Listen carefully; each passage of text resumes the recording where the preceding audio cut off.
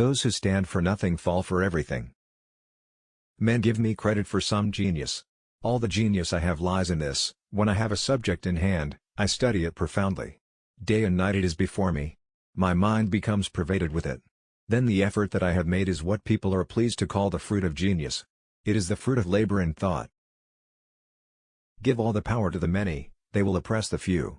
Give all the power to the few, they will oppress the many. The Constitution shall never be construed to prevent the people of the United States who are peaceable citizens from keeping their own arms.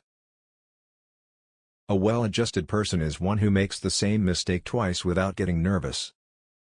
The art of reading is to skip judiciously. I never expect a perfect work from an imperfect man.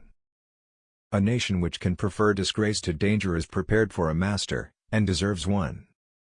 There are seasons in every country when noise and impudence pass current for a worth, and in popular commotions especially, the clamors of interested and factious men are often mistaken for patriotism. There are approximately 1,010,300 words in the English language, but I could never string enough words together to properly express how much I want to hit you with a chair. Alexander Hamilton, to Thomas Jefferson. Why has government been instituted at all? Because the passions of man will not conform to the dictates of reason and justice without constraint. The sacred rights of mankind are not to be rummaged for among old parchments or musty records. They are written, as with a sunbeam, in the whole volume of human nature, by the hand of divinity itself, and can never be erased or obscured by mortal power. Safety from external danger is the most powerful director of national conduct. Even the ardent love of liberty will, after a time, give way to its dictates. The violent destruction of life and property incident to war, the continual effort and alarm attendant on a state of continual danger, will compel nations the most attached to liberty to resort for repose and security to institutions which have a tendency to destroy their civil and political rights. To be more safe, they at length become willing to run the risk of being less free.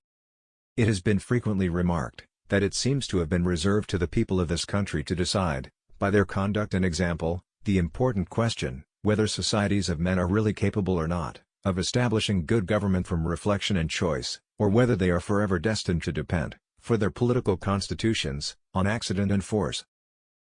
On the other hand, it will be equally forgotten that the vigor of government is essential to the security of liberty, that, in the contemplation of a sound and well-informed judgment, their interest can never be separated, and that a dangerous ambition more often lurks behind the specious mask of zeal for the rights of the people than under the forbidden appearance of zeal for the firmness and efficiency of government.